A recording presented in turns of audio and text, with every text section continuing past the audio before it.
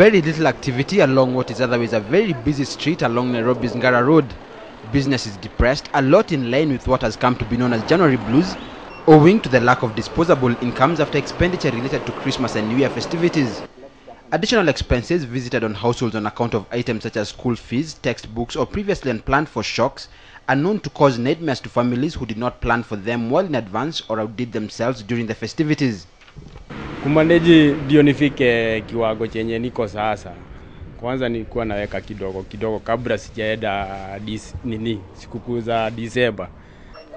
Maura, like many other businessmen we found along this street, is all used to the trying month of January and was a little frugal last month and is consequently eyeing a less trying period this time around. Ile kidogo tu unapata, unajaribu tu kuweka. Kwa mfano leo ukipata kama ni sobiri, unaweka 100.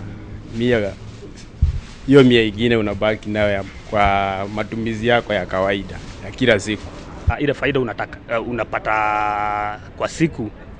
Sasa unaweka kidogo sasa. Unajua kama sisi kuna vyama tunafomu huku merry-go-round hivi. Sasa tuseme kama hiyo sasa kuna ingine hata unaweza kuwa unatoa 300 kwa siku, 200. Sasa hiyo ndio sasa unaweza jipanga nayo. Being dealers in what are considered secondary or sometimes luxury goods including cosmetics and weekend wear, depressed business for them means less income to meet their family needs as well as business expenses such as rent and money to restock. While they may be getting by, they say that it is not without sacrifices. Hii mwezi tunaishi a day at a time. Ile pesa tumepata leo ndio tunakula. Sababu sasa ile tuko tumebakisha tumelipa, tumeongezea watoto wenye wako shule wadogo wetu. Tumepea wazazi waongezea watoto. Sasa ni kutafuta pesa sasa ya siku ikiisha hiyo pesa umepata unatumia hiyo siku. Sasa ni kujiorganize ile kuminimize kila kitu. Azeni kama chakula au ununui chakula mingi, ile tu ya mahitaji yako tu. Ile kama fare inabidi saa zingine ubagain fare. Saa zingine inakuanga mob. Sasa inabidi hata uchelewe saa zingine town ndio fare ishuke. Financial advisor Tanya Kunga says that January represents financial woes for many families, but it need not be that way. The trick is to learn from past mistakes and build on them to ensure that the next low season is more bearable than what you have been through. If you're one of the unfortunate ones who you have all these obligations and you don't have any money of you, the one thing I'd say is just keep off Shylocks. Keep off Shylocks completely and loan sharks. It's not a good idea if possible, and I think most employers would actually understand. If you can get a salary advance of work, you have the advantage that if you get this advance, you have the option of paying it either in 1 or more months. The trick is to meet expenses that cannot be postponed at the least possible cost in terms of later interest and so on. Dispose the necessary items in your house for a cost, and this should see you settle some of those pressing needs.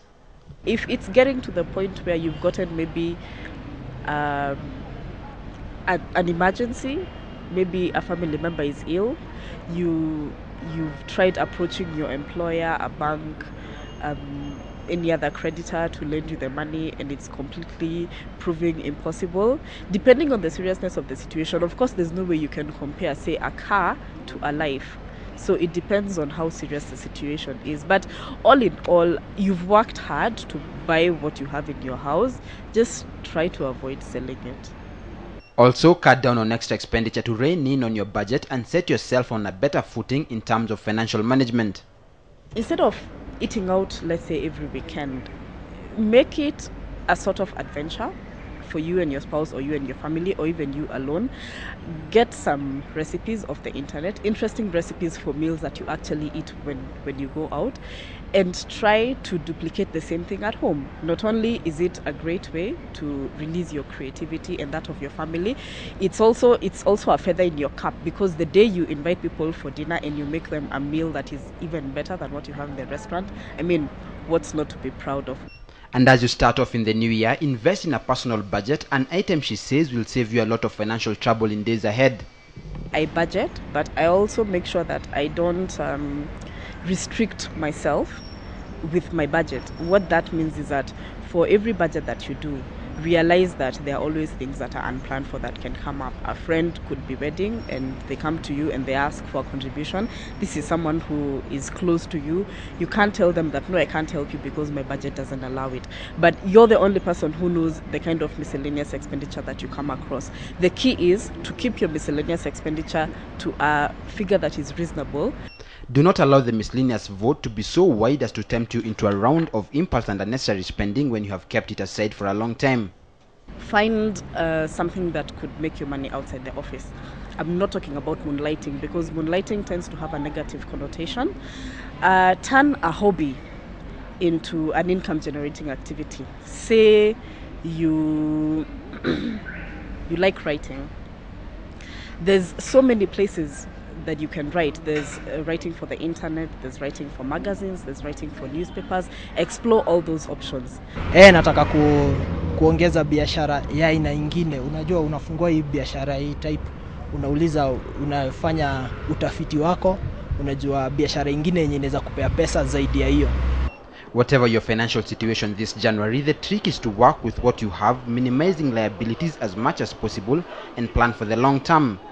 And financial difficulty being among the highest causes of stress, resolve to adapt financial discipline to get yourself out of debt, increase your disposable income and minimize stress. Samuel Kantai, KTN Weekend Prime.